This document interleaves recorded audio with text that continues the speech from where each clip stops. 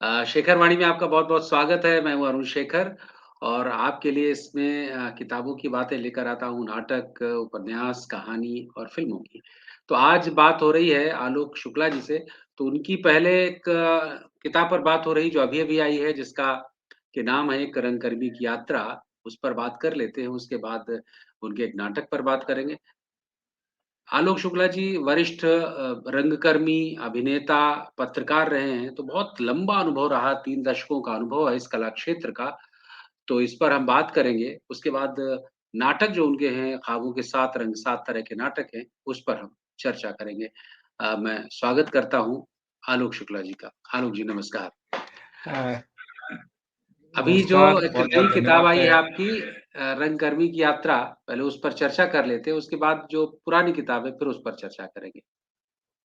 जी, जी, तो ये बहुत-बहुत धन्यवाद हाँ, आपका और मैं जी, सभी यात्रा के दर्शकों का बहुत बहुत-बहुत सारे धन्यवाद देता हूँ। सहकर्मी आभारी हूँ और मैं जो अभी देख रहे हैं या जो बाद में देखेंगे, उन सभी का मैं अभिनंदन करता हूँ और बहुत मतलब कि इस बात से बहुत आभारी हूँ कि आपने बड़ी दुआएँ दी, मदद दी और कर रहे हैं, जिसकी वजह से आज मैं बात कर रहा हूँ आप लोगों से, लाइव बात कर रहा हूँ, तो बहुत-बहुत शुक्रिया।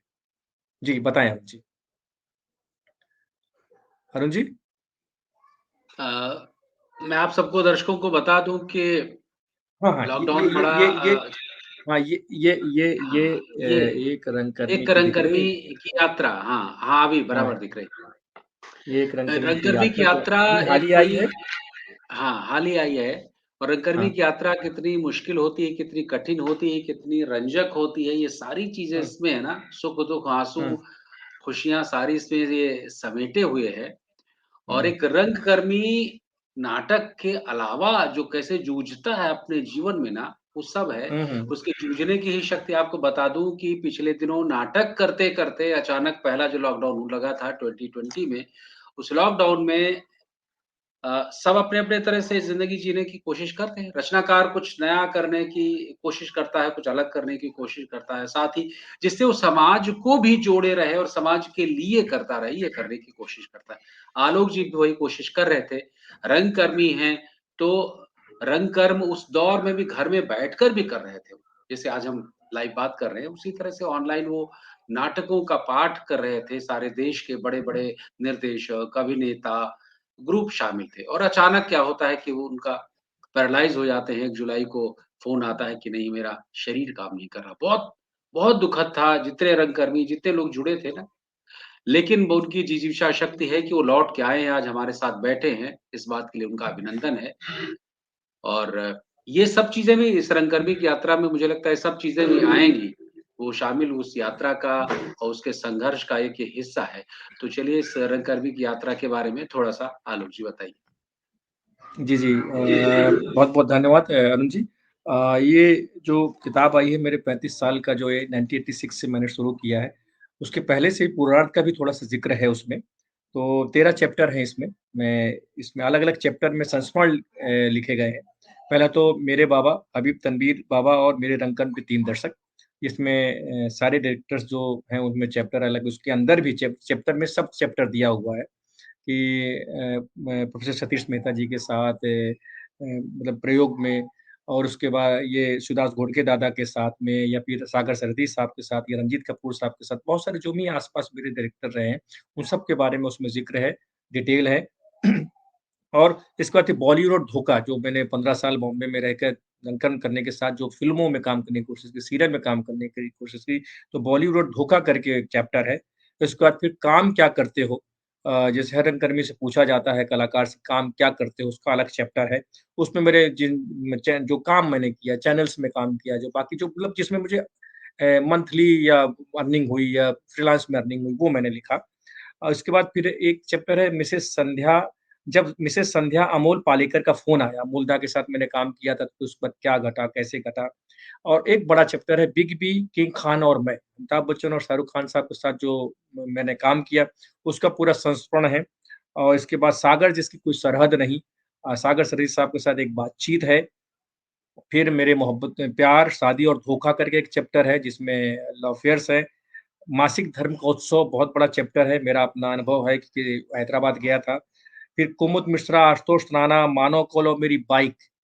किस तरह से मानवकौल मेरी बाइक चलाने के लिए ले गए, क्या हुआ, कैसे हुआ, आशुतोष राणा भाई के साथ या मानवकौल एफएम न्यूज़ के साथ कैसे संबंध रहे और नवाज़ुद्दीन सिद्दीकी और राजपाल यादव के साथ किस तरीके से एक याद अल्लाह रही, क्या मतलब कि कितना रहा और उसके बाद कुछ कही, कुछ अनकही मतलब कि जो जो नहीं पता लोगों को बड़े-बड़े जो मेरे साथ जुड़े रहे राइटर-डायरेक्टर उनके बारे में और पर्दे पर सफल होने का मंत्र मेरा अपना व्यक्तिगत रूप से उसमें दिया गया है और कतरने बाद में लास्ट में।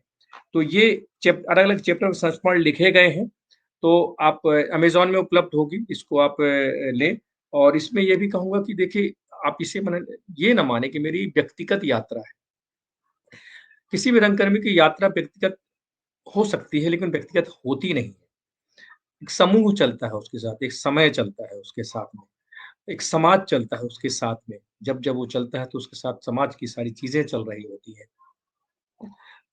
तो ये यात्रा सामूहिक यात्रा है, जिसमें सब शामिल हैं। जैसे अरुण शेखर जी बैठे हुए हैं, वो भी मेरे एक रंग साथी हैं, जब सागर सर्दी के साथ काम कर रहे थे। तो सारे लोग आस-पास के शामिल हैं, उनके साथ क्या अनुभव थे, अच्छे, बुरे और उस समय के सॉरी मैं भी चाहता हूँ कि उस समय का क्या क्या परिदृश्य था, कोशिश की है मैंने, बॉम्बे की ज़्यादा कोशिश की क्योंकि बॉम्बे के बारे में ज़्यादा लोग जानना चाहते हैं, उसके संघर्ष के बारे में उसमें जानने की कोशिश की है, कि क्या सच्चाई है वहाँ की और मतलब वही है कि सिर्फ़ जो छपे होते हैं पेपर्स में और जो हुँ, दिख रहे होते हैं, उनकी ही यात्रा नहीं होती।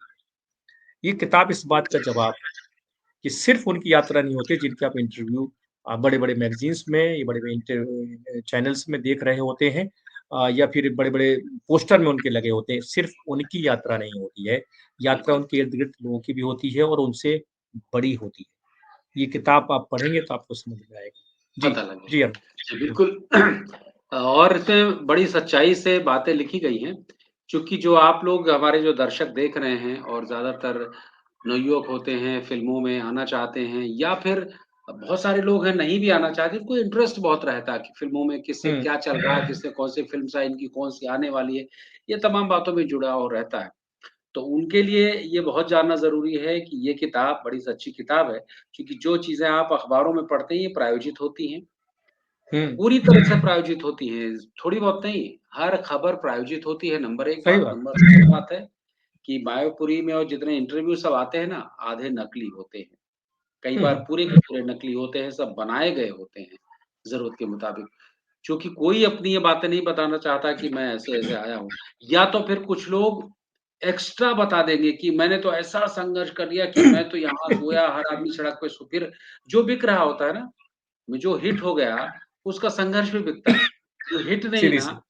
उसका हुँ, कुछ नहीं बिकता है। हुँ, तो अगर एक स्टार अभी है ना, तो कहेगा अरे मैं तो यहाँ सोया रे, तो फिर उसको मान लिया जाएगा, भले वो ना सोया उधर से गुज़रा ही हो। तो उन पर सही मत है, जाइए। ये किताब ये सही है। बिल्कुल 24 कैरेट वाली किताब है। या ऐसी किताबों को पढ़िए तब आप असली चीज़ जान पाएँगे, चाहे कला के बारे में हो, रंगमंच के बारे में हो या फिर मुंबई के बारे में हो। और एक बात उन्होंने बिल्कुल, कही आलोक जी ने कि इसके साथ बहुत सारे लोग चलते हैं, तो उनकी यात्राएँ भी आप उसके साथ थोड़ा-थोड़ा समझ पाएँगे और आपको समझना चाहिए चूँकि आप सामाजिक प्राणी हैं, तो समाज से जुड़े लोग ये भी समझें और महसूस करें कि आपके आस-पास जो रंगकर्मी है, वो कैसे संघर्ष कर रहा होगा। बिल्कुल सही बात, सही। अब आते हैं पहली किताब पर जिसका नाम है ख्वाबों के 7 रंग जो हाँ मैंने जी, अभी हाँ जी। पढ़ी है और हुँ, हुँ, इसमें बहुत महत्वपूर्ण बात आलोक जी लिखते हैं, इसमें 7 नाटक हैं इसीलिए इसके 7 रंग नाम दिया है। इसमें लिखते हैं कि भूमिका में ये भूमिका बहुत एक राइटर की मनःस्थिति को, एक कलाकार की मनःस्थिति को बहुत स्पष्ट कर देती है कि रचना क्यों हो रही है? रचना के पीछे का कारण क्या है? कौन-सा उद्वेलन है? हर आदमी के अंदर होती हैं 10-20 घटनाएँ जो उसे कचोटती हैं, उसे परेशान करती हैं, वो कुछ करने के लिए सोचता है। लेकिन फिर रोज़मर्रा की ज़िंदगी के चावलों को पकाने में व्यस्त हो जाता है। लेकिन कुछ होते हैं जिन्हें घटनाएँ कचोटती हैं, वो कुछ जो है ना, वही कुछ कलाकार होते हैं, रचनाकार होते हैं, संवेदनशील होते हैं। ऐसे ही सामाजिक विषमताओं, घटनाओं की कचोटन सदा मेरे अंदर कुछ करने की आग भरती है और इसी आग से तपकर मेरे अंदर एक नया इंसान पैदा होता है, जो अपने सारे दुःख, तकलीफ को दरकिनार कर उन घटनाओं को हर्फ़ों का एक लिबास पहना देता है। हर्फ़ों के लिबास में लिपटी ये घटनाएँ ही नाटक हैं। तो ये सारा लबो-लुभाव एक तरह से पूरी भूमिका बना दी गई नाटकों की, नाटक क्या हैं। आप पूरा नाटक ना पढ़ें तो एक आपको एक खुशबू मिल जाती है कि इसमें क्या कहा गया होगा और कलाकार कैसे उस घटनाओं को जीता है, जीने के बाद इसमें भी फ़िक्शन नहीं होता है पूरा, फ़िक्शन की ब कहीं का कुछ भी सोच लिया, कल्पना कर ली, बना दिया, ऐसा नहीं होता है। आलोक जी, आप ज़्यादा बताएँगे इस नाटकों के बारे में।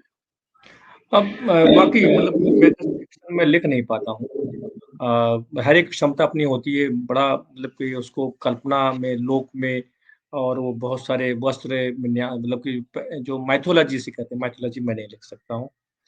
उसकी अलग टैलेंट होता होगा जो लिखते होंगे। हुँ, मुझे जो दिखता है, जो समाज में सामने है, मेरे आस-पास जो चल रहा है, वही मेरी शब्द है, वही मेरी ज़ुबान है। उसके प्रति जो मेरे अंदर आक्रोश है, जो विषमताओं के प्रति आक्रोश है, उसके लिए कुछ कहना चाहता हूँ, करना चाहता हूँ, वही मेरे नाटक हैं।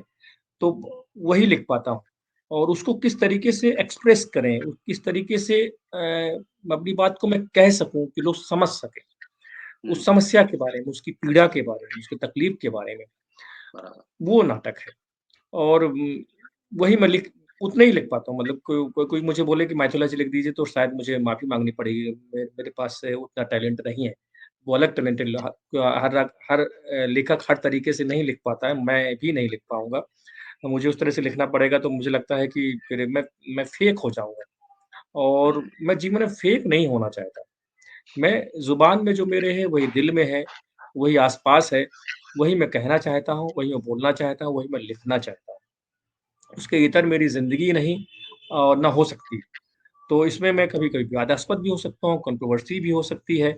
लेकिन हाँ, जो मेरे दिल में है वो बोलूँगा। मुझे अगर किसी के प्रति बुरा लग रहा है तो मैं बोलूँगा। मैं उसको बहुत दिन तक जज नहीं कर सकता, बोल ही दूँगा भाई मुझे अच्छा नहीं लग रहा है। हुँ, यही मेरे नाटक हैं, उसमें कुछ अलग नहीं है। और ये च और आप मान लीजिए कि नाटकों में झूठ बहुत परोसा जाता है। मैं झूठ नहीं बिल्कुल। परोस सकता। और ऐसे नाटक करना करते हैं लोग बाग, झूठे नाटक हुँ, करना चाहते हैं, बड़े नाटक करना चाहते हैं, वास्तविक सच्चाई वाले नाटक कम करना चाहते हैं। उसको बड़ा एक मतलब बड़ा लार्जर दैन लाइफ रूप देके जो है वो नाटक करना हुँ, चाहते हैं। जो जीवन से जुड़े हुए हैं, हमारे समाज से जुड़े हुए हैं, उनको कम करते हैं, कम करना चाहते हैं। तो मेरी दरख़्वास्त है कि कम से कम करें उसमें कई सारे नाटक हैं। अब जैसे मैं पहले नाटक ख्वाब जो कि काफ़ी हिट है हाँ, और चलता है, काफ़ी मैंने किया भी है उसको, खुद भी करने की कोशिश की है। मतलब कि जब लिखा गया था ये ओल्ड एज कपल के ऊपर है और उसकी क्या पीड़ा है, उस पर लिखा गया। बॉम्बे में लिखा गया था, पृथ्वी थिएटर में करने की कोशिश की लेकिन नहीं हुई। क्यों हुआ, कैसे हुआ ये एक रंगकर्मी की यात्रा में पता चलेगा और थोड़ी-सी जानकारी उसमें मैंने भूमिका में लिखी हुई है। हर नाटक की मैंने अलग रचना प्रक्रिया लिखी हुई है, उसमें आपको समझ में आएगा कि वो वृद्धों की क्या कंडीशन है हमारे हिंदुस्तान में, उसके बारे में हमें आपको क्या करना चाहिए, क्या कर सकते हैं, किस पीड़ा से वो गुज़रते हैं, उस पर है। ख़ाप और उसी का फुल लेंथ नाटक है, 1 घंटे का नाटक है, उसी का फुल लेंथ नाटक है 2 घंटे का, 2 से सवा 2 घंटे का। बाप रे बाप! तो वो उस सब्जेक्ट को मैंने और बड़ा करने की कोशिश की है कि किसी भी रूप में वो मैसेज पहुँचना चाहिए। फिर दूसरा नाटक है उसके साथ जो द्विपात्री नाटक है जो रेप विक्टिम पर है और एक घटना बॉम्बे में मेरे सामने हुई थी जहाँ एक मेरे ख़्याल से 97 में जहाँ अंधेरी क्रीड़ा संकुल मुंबई में उसके सामने एक जो भिखारिन थी वो बच्चा जल रही थी और बहुत मतलब तकलीफ़ दी थी वो घटना मेरे लिए और उस घटना के इर्द-गिर्द मैं उसका खुद किरदार हूँ। और उसके साथ मैंने पूरी आज की समस्याओं को जो जोड़ते हुए एक कहानी रची। उस कहानी में उसको जो है पिरोया, उस घटना को उसके बारे में उसके साथ किया। उसको आप द्विपात्री भी कर सकते हैं, उसको बहुपात्री भी कर सकते हैं, जिस तरीके से करना चाहें लेकिन हाँ, संदेश उसमें साफ है कि क्या है, कैसा है। इस तरीके से फिर एक देखो ना कोरोना के ऊपर नाटक है लेकिन अलग संदर्भों में उनकी सच्चाई को लेकर जो है कि सटायर लिखा गया है। एक इंसान है, छोटी-छोटी समस्याओं को लेकर है, फिर वो एक आत्महत्या करके है, बेरोज़गारी पर है, एक्टिंग सिखाने वालों, सीखने वालों पर एक एक सटायर है। इस तरीके से 7 नाटक, छोटे-बड़े नाटक हैं। तो वो आप लेंगे आप मैं बहुत स्वागत करता हूँ आपको कि आप उसको करें और सामाजिक विषयों पर आपको नाटक करना चाहिए। एक रंगकर्मी का दायित्व है कि उस पर करे वो नाटक। तो मेरा और तो मुझे लगता है यही है। आलोक जी कि कोई भी कला हो उसका एक दायित्व होता है, कला केवल कला के लिए नहीं होती है, कला समाज से होती है, समाज के लिए होनी चाहिए। हुँ, कुछ लोग अभी भी इस विषय पे रहते हैं कि नहीं हमें जो करना हमने कर दिया, जो बनाना बना दिया, जिसको जैसे लेना बिल्कुल नहीं। कला एक दायित्व है, कलाकार का हुँ, दायित्व है समाज के प्रति और जितने सामाजिक लोग उनसे कहीं ज़्यादा दायित्व है और वो निभाता है उस चीज़ को। हुँ, अपने हुँ। सारे संकटों के बाद भी उसका चिंतन करता है और वो अपनी दायित्वों को, अपनी ज़िम्मेदारियों को निभाता है। तो वो जो निभा रहा है तो निश्चित रूप से जो करने वाले हैं, पढ़ने वाले हैं, तो मुझे लगता है नाटकों को पढ़ना चाहिए। इस तरह का रोना बंद कर देना चाहिए कि हिंदी में नाटक नहीं लिखे जा रहे हैं, नाटक बिल्कुल उपलब्ध नहीं है। निर्देशकों ये को, सही नए मुद्दा है। निर्देशकों को ये आना बिल्कुल चाहिए सही कह रहे आगे हैं। और नाटकों को बनाना चाहिए।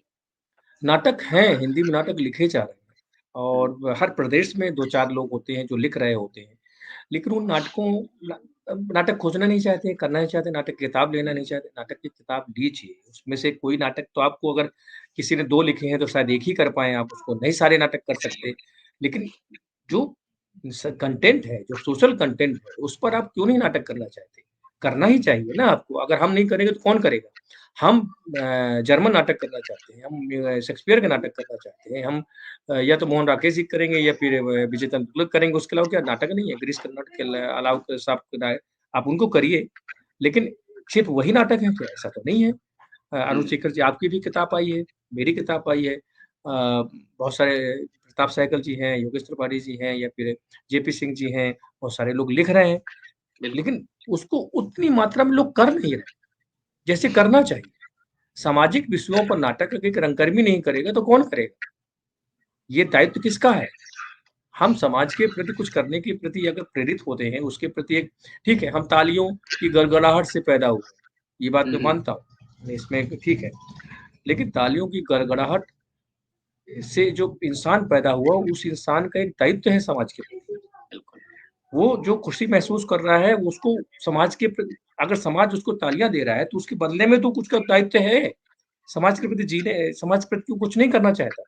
बिल्कुल, सिर्फ़ वही वही सत्य नहीं है, वो आखिरी सत्य नहीं है। आप उससे अपने अंदर एक ऊर्जा पैदा करते हैं, उस ऊर्जा से आप और थोड़ा-सा आगे अपनी यात्रा को बढ़ाते हैं, अच्छी बात है। लेकिन उसके लिए समाज का जो दायित्व है, वो पूरा करना चाहिए हर रंगकर्मी को और ढूँढना चाहिए कौन नए नाटक लिखे जा रहे हैं, किसको हम कर बिल्कुल, सकते हैं। आप नहीं करेंगे तो कोई दूसरा तो करेगा, सीधी-सी बात। उसको बिल्कुल। आपको ही करना पड़ेगा।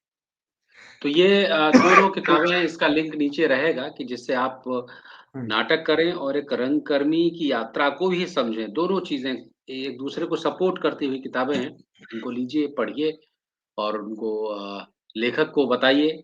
उसमें नंबर और मेल आईडी भी होता है कि जिससे बताइए कि कैसी लगी ये किताबें।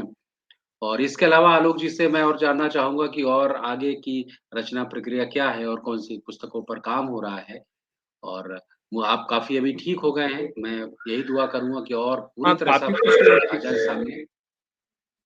काफ़ी कुछ ठीक हुआ हूँ, काफ़ी कुछ ठीक नहीं हुआ हूँ।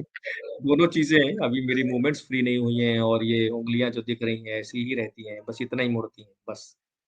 इसी से काम चला बस इतना अकड़ा ही हो रहता है, जाएँगी हमेशा अकड़ा रहता यानी हाँ, इतना है। मुड़ गई ना, इतना ही रहता बाकी है भी मुड़ जाएँगी बिल्कुल। और उतने भी अभी उतने सपोर्ट नहीं करते, तो 2 चीज़ें बची हुई हैं अभी। लेकिन इतना हो गया, इतना भी बहुत हो गया है। पत्नी ने जो सेवा की, बिल्कुल कर्मठता से लगे रहे, दोस्त मित्र आपने आपने ही बहुत मदद की। सब दोस्त मित्र, रंगकर्मी समाज जो है, पत्रकार समाज मेरा बॉलीवुड के सारे लोगों ने मिलकर बहुत सारी मदद की मेरी और बहुत दुआएँ दी। उसकी वजह से आज मैं इस स्थिति पे पहुँचा हूँ, तो ये भी बहुत है और यहाँ बैठा हूँ तो आगे भी और ठीक होऊँगा, सीधी-सी बात। जितना भी ठीक होऊँगा मैं तो करूँगा और रचना प्रक्रिया ये है कि अ, कुछ टेक्स्ट बुक के लिए मैंने लिखा हुआ है तो 7वीं 8वीं की जो किताबें हैं उनके लिए कुछ मेरे आर्टिकल गए हुए हैं, तो वो भी पढ़ने मिलेंगे लोगों को। इसके अलावा एक सोशल कॉज पर एक नाटक अभी लिख रहा हूँ, मैंने एक एनजीओ को दिया हुआ है, तो वो आएगा। हुँ, उस पर है और मेरा मतलब लक्ष्य क्या है और सोचता हूँ कि हर साल कम से कम 1 किताब तो मेरी आए है, और किस बिल्कुल। विषय पे होगी, क्या होगी, ये मैंने एक सोचा हुआ है कि क्या करूँ? मुझे ऊर्जा देती है, किताब छपती है तो मुझे थोड़ी ऊर्जा मिलती है, थोड़ा-सा अच्छा लगता है और उसके बाद लगता है कि अब एक और क्या, मतलब एक जुनून सा है कि बस हो गया, एक थोड़ा-सा कोशिश की, जैसे आपने कुछ संपर्क दे दिए, फिर और किसी ने संपर्क दे दिए, तो जो है तो उस संपर्क को संपर्क किया, उन्होंने अच्छा अगर दे दिया कि रिस्पॉन्स दिया, तो उनको पांडुलिपि भेज दी।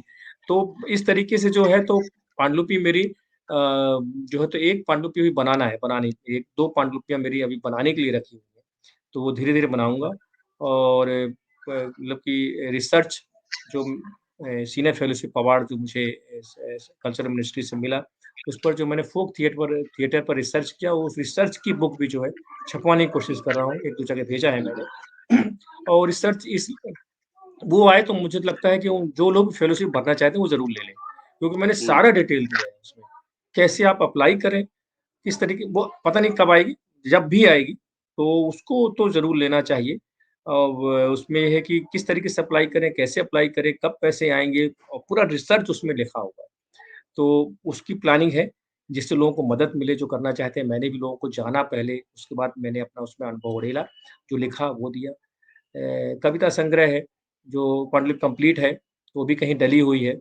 जब आ जाए, प्रकाशक के पास डलने के बाद फिर आपका बस खत्म हो जाता है, वो जब छापे, 6 महीने, 4 महीने में छापे, साल भर में छापे, जब वो छापे तभी छपेगी। तो पड़े रह के डाल के भूल जाइए, जब छपेगी। इसके अलावा फिर और 1-2 पांडुलिपियाँ सोच रहा हूँ। एक सिनेमा के लोग, जो मैंने दूरदर्शन के लिए काफ़ी सारे एपिसोड लिखे हुए हैं। सिनेमा के बारे में काफ़ी सारे एपिसोड्स मैंने लिखे। अब तो वो प्रोग्राम बंद हो गया, बातें फ़िल्मों की आता था। तो कई सारे एपिसोड्स मैंने लिखे हैं, उसी को मैंने एक आर्टिकल के रूप में देकर उनको प्लानिंग कर रहा हूँ। लेकिन जब हो जाए, कब हो जाए, कैसे हो जाए मुझे पता नहीं। कहानी संग्रह पे भी मैं काम कर रहा हूँ। जो मेरी 10-12 कहानियाँ हैं, उनको मैं हुँ, कर चुका हूँ, उसके अब थोड़ा-सा फाइनल स्टेज में पहुँचने वाली है। तो मतलब ये लिखने की प्रक्रिया ये है कि जारी रहे।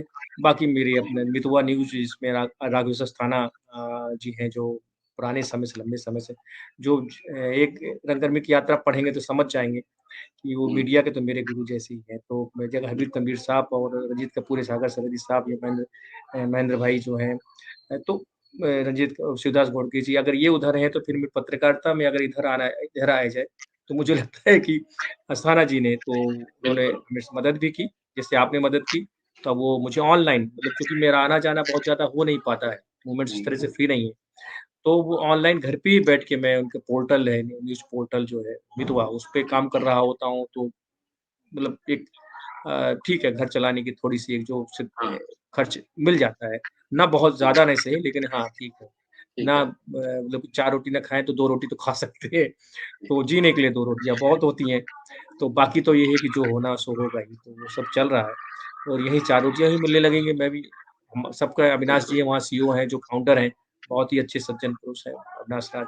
तो एक बहुत अच्छी टीम है, ईश्वर करे कि वो ग्रो करें, उसके साथ हम भी ग्रो करेंगे, और वो ग्रो करते रहेंगे तो मुझे अपने घर की रोटी की चिंता नहीं रहेगी, तो और लिख पाऊँगा, सीधी-सी बात ये है। बिल्कुल, और मैं क्योंकि रोटी की चिंता में आदमी लिखना भूल जाता है, करना भूल जाता है, तो तब पांडुलिपि और कर पाऊँगा। तो ये मेरी प्लानिंग है कि लिखता रहूँ, पढ़ता रहूँ, और एक दिली तमन्ना है कि ख्वाब नाटक फिर करूँ। हुँ, क्योंकि ख्वाब मेरे दिल से जुड़ा हुआ है। एक उसके साथ है ख्वाब, लेकिन उसके साथ ख्वाब उसके साथ में तो टीम है, और 1-2 लोग हुँ, चाहिए होंगे, कम से कम एक और बराबर, लड़की चाहिए होगी उसके साथ करने के लिए, उतनी ही समर्थ एक्ट्रेस चाहिए होगी। और ख्वाब के लिए कोई नहीं चाहिए हो, ख्वाब के लिए अकेला चाहिए होता है व्यक्ति। तो यो दिल में तमन्ना है कि ख्वाब को रीओपन करूँ, और थोड़े से मोमेंट्स खुल जाएँ, तो कैसे अकेले करूँगा, कैसे करूँगा, लेकिन हाँ, मेरी तमन्ना है। रामचंद्र सिंह जी के साथ तो मैं करता ही हूँ। करते तो ही। जैसे ही समझ हो जाएँगे, लेकिन हाँ, उसको रीओपन करने के लिए खुद से साथ रीओपन करने की बात हो रही है।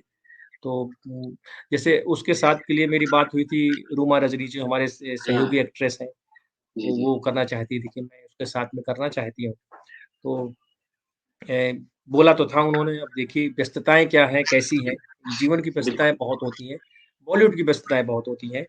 तो बोला था कि मुझे करना है, तो अगर बॉम्बे आऊँगा मैं, तो मैं मेरे ख़्याल से 10-15 दिन का समय अगर बॉम्बे को मैंने दे दिया, तो हो तो अपने जाएगा। देव फौजदार भाई हैं, बंधु हैं, प्रिय भाई हैं, हुँ, तो वो उनके यहाँ स्टूडियो में कर डालेंगे।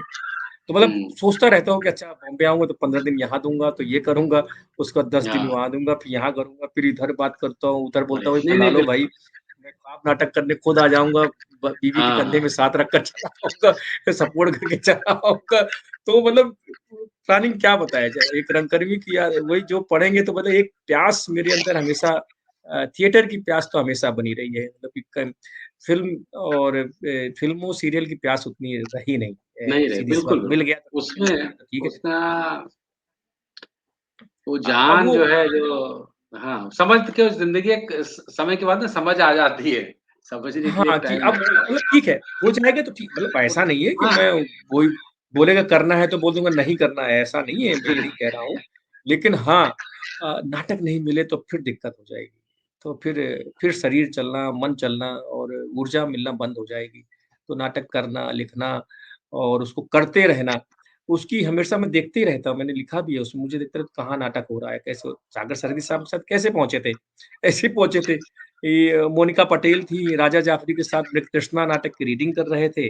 वहीं गोकुल धाम में जहाँ आज आप आजकल आप रह रहे हैं और हाँ। उस समय 97 की शुरुआत में, तो मृगतृष्णा की रीडिंग कर रहे थे, वो अगे जी का नाटक था वो और उसकी रीडिंग भी हुई क्या कहते हैं हुँ, पृथ्वी थिएटर में बाकायदा, बड़ी अच्छी सी उसका एक डायलॉग जो मुझे अभी तक याद है, पूरी इस नाटक नहीं याद है कि तुम्हारा कुत्ता भी पूरा कुत्ता है। तो हुँ, हमारा कुत्ता भी पूरा कुत्ता है, ये डायलॉग मुझे अभी तक याद है, बड़ा अच्छा उसमें डायलॉग था वो। लेकिन वो रीडिंग किया तो उस समय मकरंद देशपांडे मैक भाई जो है हुँ, तो बोले कि भई आपने तो नाटक ही दिखा दिया, इमोशंस के साथ पढ़ दिया पूरा, तो अब नाटक देख हुँ, के क्या करेंगे? तो हुँ, खारिज हो गया, डेट नहीं मिली उसको फिर पोस्ट जो है तो एक कमेटी बैठती थी, सुनती थी, तो वो नहीं बहरहाल लेकिन वहीं से मोनिका पटेल जो है तो मिली, उन्होंने बोला कि भई सागर सर जी नाटक कर रहे हैं, जाओ यार वहाँ। तो हम भी बैठने हुँ, लग गए हाँ, और बट सब वहीं अजनबी जैसे अरूप शेखर भी थे, अजनबी जैसे नवाजुद्दीन सिद्दीकी भी थे। लोगों को बड़ा हाँ, आश्चर्य होगा, लेकिन सीधी-सी बात है कि हम एक-दूसरे को नहीं जानते थे। हम किसी को नहीं जानते, नवाजुद्दीन सिद्दीकी भी बैठे थे और भी सीमा सीमा जो आजकल ब काफ़ी काम कर रही हैं हुँ, जिनकी किताब में ज़िक्र कर दिया था नवाज़ भाई ने, तो बड़ा बवाबूम मच गया था। तो अच्छा, हाँ, बड़ा वो किताब वापस लौटानी पड़ी, सीमा बहुत नाराज़ हो गई थी। तो किसकी कि क्या किताब? क्या ज़िक्र नवाज़ुद्दीन ने भाई ने हाँ, नवाज़ भाई अच्छा, ने अच्छा, निकाली ऑटोबायोग्राफ़ी निकाली तो हाँ, उसमें ज़िक्र किया था ना वहाँ, तो वो अच्छा, बड़ी अच्छा, नाराज़ हो गई थी। हाँ, कि पर्सनल बातें कैसे लिख दी ये जो जो भी जैसे करके। तो हुँ, तो वो भी बैठते थे, हम उनको नहीं जानते थे, हाँ, हम मतलब वो हमको नहीं जानते थे, सीधी-सी बात है कोई अब अजनबी में भीड़ में कौन किसको जानेगा? लेकिन वो उन्होंने मतलब अंडर कॉन्फिडेंस थे, उस समय मतलब कि ओवर कॉन्फिडेंस नहीं, हाँ, अंडर कॉन्फिडेंस थे। ठीक है, वो हम सब लोग जानते हैं। तो हाँ, अब देखा था तो उसके बाद जो है तो अब पता नहीं कैसे सहयोग से विपिन मुझे याद है विपिन जो बेचारे बहुत विपिन, नाराज़ हुए कि उनको कास्ट नहीं किया गया, बहुत समय तक स्ट्रगल किया, बुरा मानते हुँ, रहे। अब वैसे जैसे मैं नवाज़ के लिए बुरा मानता हूँ। मेरा खत है मेरे अंदर की हालाँकि हाँ, 64 रिलीज़ ही नहीं हुई, बात अलग है, लेकिन वो मिल जाती तो मेरे अंदर कॉन्फिडेंस आता और कॉन्फिडेंस बिल्कुल, आता, मैं बॉलीवुड में शायद बना रहता, आगे स्ट्रगल करता। तो ज़बरदस्ती का खप्त जैसे विपिन के अंदर मेरे लिए थी, ठीक है, फिर हुँ, घनश्याम ने किया दूसरे उसमें कैरेक्टर मुझे याद है किसान का कैरेक्टर, किसान चूँकि उसमें बेस था, सोर्सेज़ था हाँ, किसान था, उस पर ही बेस था, तो वो मुझे कास्ट हो गया मैं और आज अब लोगों को पता नहीं था कि मैं बहुत सारा थिएटर करके आया हूँ, ठीक है, पक्का चावल हूँ मैं। लोगों को पता नहीं था ना कि मैं बहुत पक्का चावल हूँ, तो लोग तो रीडिंग में ही क्लियर हो गया, उसके बाद करते एंड में तो पूरी मुझे तो लगा पूरी ज़िंदगी मेरे सामने खड़ी है, ये हो गया, नाटक खड़ा हो गया तो मैं खड़ा हो जाऊँगा। तो मेरी तो पूरी ज़िंदगी लगी थी उसमें, तो हाथ भी टूट गया था, फिर भी रिहर्सल कर रहे थे, मोच-वोच आ गई थी उस समय मुझे याद है।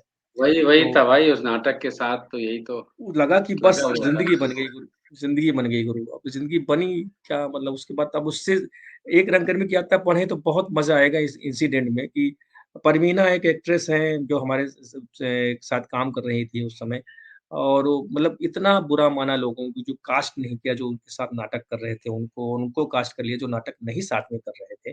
तो मतलब अजमेर शरीफ में वो चादर तक चढ़ाए आई थी कि चौसर रिलीज़ ना हो, कुछ भी हो जाए। अच्छा, तो हाँ, हाँ, नहीं ये पता नहीं क्या? पता था ये घटना। अरे! बहुत सारी चीज़ें पढ़ोगे तो भाई मेरे अपने हाँ, लोगों को भी बहुत बाद में समझ में आएँगे क्या-क्या घटा उसमें। ये हुँ, चौसर रिलीज़ नहीं हो, कुछ भी हो जाए। उन्होंने बोला तो चादर ज़्यादा काम कर गई ऐसा लगता है। चादर काम कर गई, आज तक रिलीज़ नहीं हुई फ़िल्म वो और नवाज़ भाई भी अब चाहेंगे नहीं कि फ़िल्म रिलीज़ हो। हुँ, सीधी-सी बात है, उस फ़िल्म में ऐसा परफ़ॉर्मेंस तो दिया नहीं था उन्होंने कि हुँ, कैसा इवन सागर सरदी से रूमा रजनी के साथ जो को एक्ट्रेस हमारी हैं, जो सबसे तो सबसे उन्होंने बोला रूमा का भी दर्द था भाई, अरे यार रूमा ने जो सबका किया दर्द था। था भाई, इतना बड़ा-बड़ा रोल करके क्या अरुण शेखर जी का दर्द नहीं होगा कि यार मैं ज़िंदगी 2 साल पूरा फ्री फंड में लगा हुआ हूँ पागलों की तरह, मुझे नहीं लिया। 2 साल, मेरा दर्द नहीं हो 5-6 तो साल दिए जो भाई। फिर उसके भाई बाद मैं मैं 90 तो घटा रहा हूँ, 95 से आया हूँ ना, 95 बताओ, में उनको मिला जब बांद्रा में उनका ऑफ़िस हुआ करता था। बताओ, बांद्रा बताओ। 9 उनके तो साथ लगा उसके था बाद भाई। हम सबके अंदर दर्द वो दर्द मैंने इसमें उड़ेल दिया है। मतलब मेरे दर्द में सबका दर्द परिलक्षित हो गया सबका कि दर्द, ऐसा हुआ बिल्कुल। कि लोग सब बुरा मान गए, यहाँ तक चादर चढ़ाया ही वैसा हुआ। अब लेकिन मैं जीत गया। नहीं पता होगा अरुण जी आपको कि मैं जीत उस समय गया और सागर साहब हार गए और नवाज़ हुँ, भी हार गए। कि जब ट्रायल मैं 2 मेरे अंदर खत थे, अगर फ़िल्म में नहीं हो तो मैं ट्रायल शो नहीं देखूँगा। मैंने वीर सावरकर हुँ, फ़िल्म में नहीं था, फर्स्ट हुँ, कास्ट में था, 10 दिन शूट किया, पैसे भी लिए, राम गवाली जी के साथ वहाँ कोल्हापुर में। उस फ़िल्म में मैं नहीं था, बाद में आशुतोष गवारकर निकाल दिए गए, मैं भी निकाल दिया गया सर। तो फिर मेरी तो ये अलग कास्ट उन्होंने कर ली। लेकिन उसके बाद मैंने फ़िल्म देखा नहीं कभी। मेरे अंदर एक हुँ। मतलब तकलीफ़ मैं क्यों तकलीफ़ को फ़ील करूँ? मैंने देखा नहीं उस फ़िल्म को, उस तरीके से चौसर भी मैंने कभी देखी नहीं। अच्छा मेरे जानकी साथ ये है कि मैं कर लेने के बाद भी नहीं देखता हूँ। अच्छा, वो नहीं, नहीं, हाँ, हाँ। मैं कर कर अच्छा देने तो के बाद मैंने अपना रूमा काम कर दिया बस मुक्त हो गया। वो भी सही है, रूबा जी ने बताया कि सागर सरदी साहब ट्रायल शो देख रहे थे और उसके बाद जो है तो फ़िल्म जब ट्रायल्स खत्म हुआ तो मैंने बोला कि सागर साहब आलोक को लेते ना, तो फ़िल्म का अलग लेवल होता। नहीं वो हर नवाज़ चीज़ में में उस बताऊँ मुझे ही बुलाया था उन्होंने, नवाज़ में रूमा उस जी ने तरीके कहा से कई वो बार। सागर सर ने बोला कि क्या बताएँ गलती तो नहीं सुनिए आप, सागर सरदी साहब ने बोला गलती अच्छा। तो हो गई, क्या करूँ? तो मैं तो हुँ, जीत गया ना, सब हुँ। हार गए, मैं जीत गया। मैं यहाँ नहीं बैठकर ओवरऑल जीता हूँ। ओवरऑल फ़िल्म भी बहुत खराब बनी मतलब राइटिंग से हाँ, लेकर जिसने राइटिंग में वो जो घुसा उसने बनाया वो खुद वो करने के लिए पूरा नकलीपन मुझे ही बुलाया, मुझे कई बार बुलाया कि हुँ, अरे आता नहीं तो मैं अरे एक बार चलो ना एक बार दे उनका चलो मैं गया, मैंने कहा ठीक है। आता क्यों नहीं? उनका मन ही नहीं कर रहा तो क्यों आऊँ मैं? तो सही है। दिखाया उन्होंने खेतरों में जाके फ़िल्म देखी हो, मैं सच बता रहा हूँ हुँ, आलोक जी, हुँ, मैंने फ़िल्म देखी और उठ के चुपचाप चला आया। चूँकि मैं कुछ भी हुँ, कहने की स्थिति में नहीं कहूँ, क्या कहूँ कि तुमने हुँ, क्या बनाया है?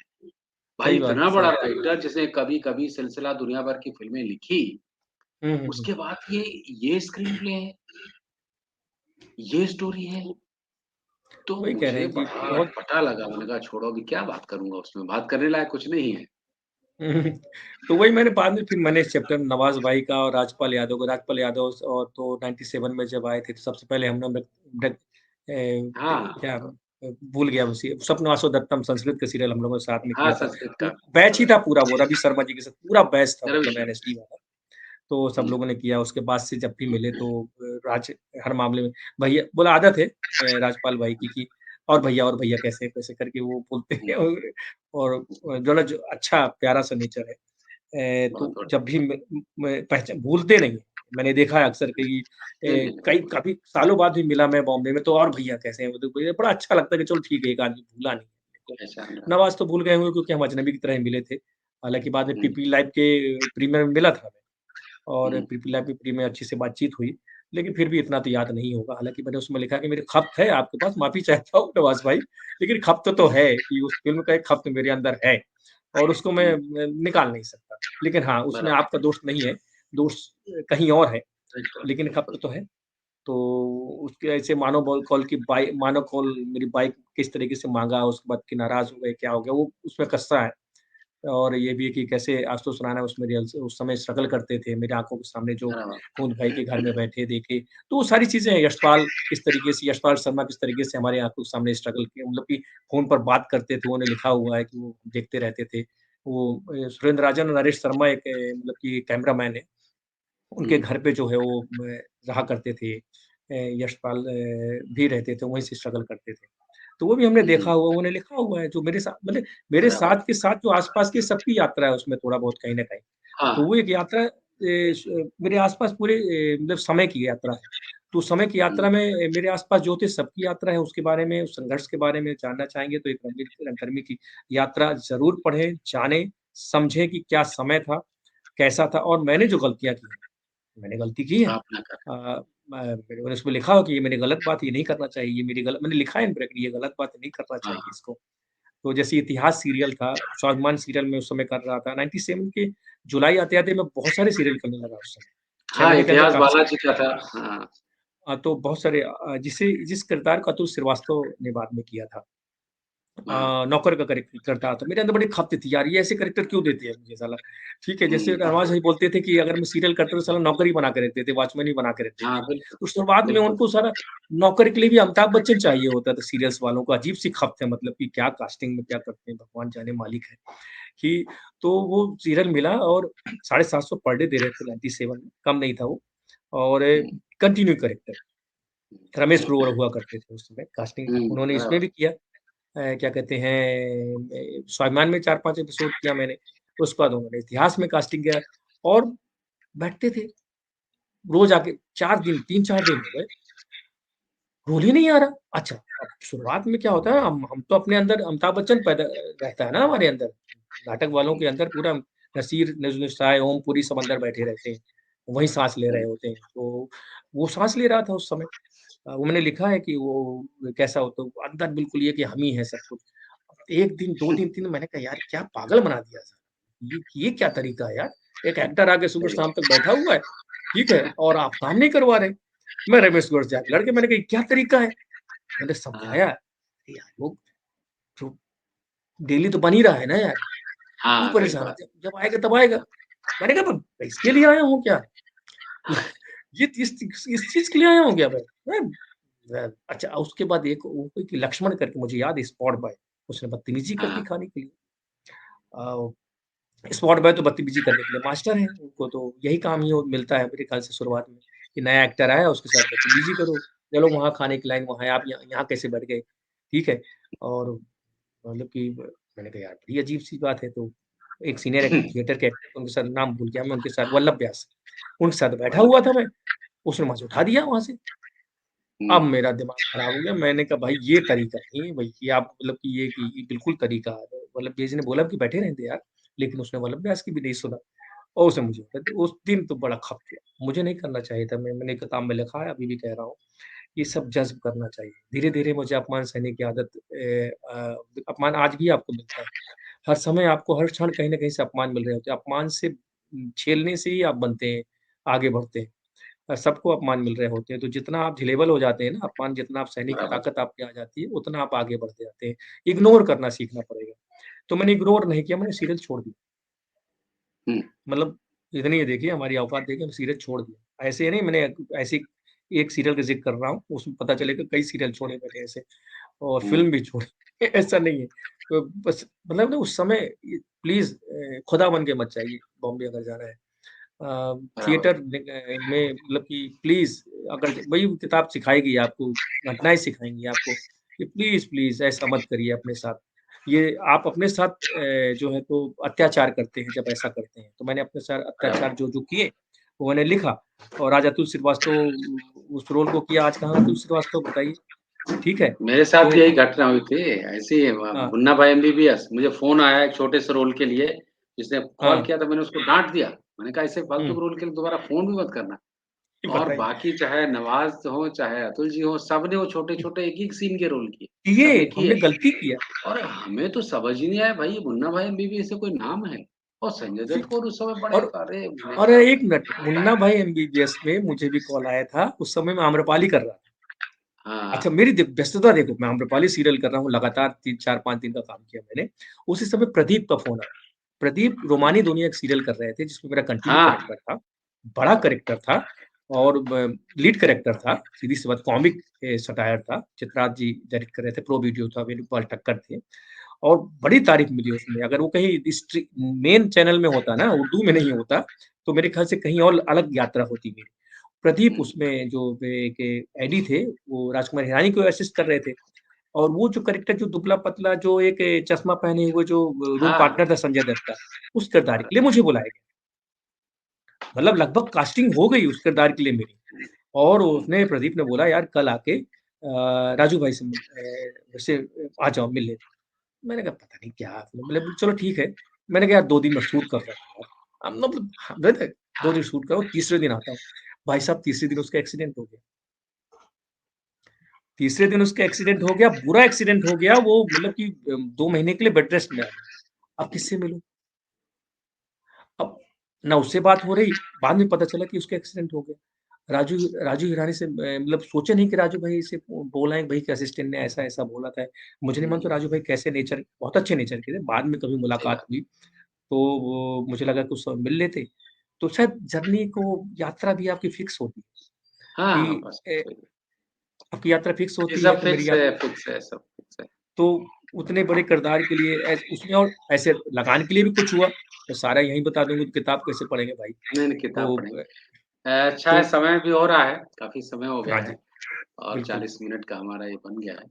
तो निश्चित रूप से राइट, और किताबें आएँगी, उसके बाद चर्चा होगी। तो आलोक जी बिल्कुल। आपने इतना समय दिया इसके लिए आपका बहुत-बहुत शुक्रिया। फिर मुलाकात मैं मैं आपका बहुत-बहुत धन्यवाद देता हूँ, शेखर वानी मंच का और शेखर जी का जो हमारे साथी हैं और उस चीज़ को ज़्यादा समझ सकते हैं और सभी दर्शकों का बहुत-बहुत आभार जो भी देखेंगे, देख रहे हैं। और मैं बिल्कुल कहना चाहता हूँ कि जो भी मैं बीमारी से जितना भी ठीक हुआ हूँ, आप सब लोगों की मदद, आप जैसे दोस्तों की मदद, दुआओं से, ईश्वर की कृपा से और अपनी पत्नी की सेवा से यहाँ बैठा हूँ। इसमें मतलब कि बोले मुझे गुरेज़ नहीं है। शायद मैं मतलब 1.5 साल कोई अ, बिस्तर में लैट्रिन पेशाब करे, उसको कौन साफ़ कर सकता है? किस तरीके से भाई भी चले गए, दोस्त भी चले गए, सब मतलब वो तो अपनी घर की एक यात्रा है। अब मैं उसे याद भी करूँ तो मुझे मतलब कि ये समझ नहीं आता ना मेरी पत्नी को भी समझ नहीं आता कर कैसे हो गया, गुज़र गया। तो एक बहुत बुरा वक़्त गुज़र गया। अब थोड़ा बहुत बचा हुआ है लेकिन मैं थोड़ा बहुत उसको मानता नहीं हूँ। मैं उसको इग्नोर कर रहा हूँ, अपनी बीमारी को भी हुँ, इग्नोर कर रहा हूँ बिल्कुल। कि मैं एक्सरसाइज़ कर सकता एक्सरसाइज़ करता हूँ या थोड़े बहुत जो फिज़ियोथेरेपी जो हो रही होती है या फिर अभी क्या कहते हैं एक्यूप्रेशर वगैरह जो है दूसरी चीज़ें जो ट्राई कर सकते हैं वो कर रहा हूँ। हुँ, तो वो चीज़ें बंद नहीं है अभी मेरा इलाज चल रहा है। अब पूरी तरह से ठीक नहीं हूँ लेकिन जितना भी ठीक हुआ हूँ मुझे लगता है वो बहुत, बहुत बड़ी नेचर की कृपा है। बहुत बड़ा नेचर ने बहुत मुझे ओबलाइज किया है दोस्तों की दुआओं ने। मैं हर बार बोलता हूँ देखिए कि अगर बददुआओं में अगर असर होता है, तो दुआओं में भी तो असर होता ही है। तो बिल्कुल, बिल्कुल मैं होता है, दुआओं के बल बिल्कुल पर होता बैठा हूँ। लोगों की दुआओं के बल पर बैठा हूँ। ईश्वर की कृपा तो है ही। बिल्कुल सीधी-सी बात है। अगर लोगों को दुआएँ नहीं होती, लोगों की मदद नहीं होती या पत्नी मेरी इस तरीके से सेवा नहीं कर रही होती, शायद शायद मुझे लगता है कि मैं नहीं बचता क्योंकि गले के नीचे तो पूरा डेड हो गया, पूरा बिल्कुल, आस-पास के सारे लोग जानते हैं। तो उन सब लोगों का मैं दिल से आभार मानता हूँ, इस प्रकृति का, इस नेचर का, ईश्वर का, अपने पेरेंट्स का, अपने दोस्तों का, आप जैसे दोस्तों का, मित्रों का जो हमेशा मेरे साथ जुड़े रहे, अभी भी जुड़े हैं और मेरे जीवन की यात्रा में जुड़े हैं, ये मेरे लिए बड़ी सौभाग्य की बात है। तो सबके लिए बहुत, बहुत, बहुत आभारी हूँ। बहुत-बहुत धन्यवाद ये सुनने के लिए। तो कृपया इतना ज़रूर है कि नाटक मेरे करें और जी। किताबें खरीदें, पढ़ें। ये आपको नुकसान नहीं करेंगी। हाँ, कुछ सैकड़े खर्च करके आपको फ़ायदा देंगी, आपको एक नई समझ बॉलीवुड के बारे में पैदा होगी, बिल्कुल, रंगमंच के बारे में पैदा होगी और सोशल कॉज के बारे में नाटक करेंगे तो समाज के प्रति अपने दायित्व का निर्वाह भी करेंगे। आदाब। Thank you so much. Thank you so much. बहुत-बहुत धन्यवाद। Thank you. तो ये थी आज की बातचीत आलोक जी से उनकी 2 किताबों के बारे में चर्चा हुई और इस तरह की और चर्चाएँ मैं आपके लिए लाता रहूँगा। उसके लिए ज़रूरी है कि आप प्लीज़ चैनल को सब्सक्राइब करें, लाइक करें और कमेंट करके बताएँ कि ये चर्चा कैसी लगी और कौन-सी किस व्यक्ति से आप चर्चा चाहते हैं या कौन-सी किताब आपको पसंद है। तो किताबों से संबंधित जो भी आपकी चर्चाएँ हों, बातें हैं, वो बताइए। फिर मुलाकात होगी किसी नए एपिसोड के साथ, तब तक अपना ख़्याल रखिए। नमस्कार।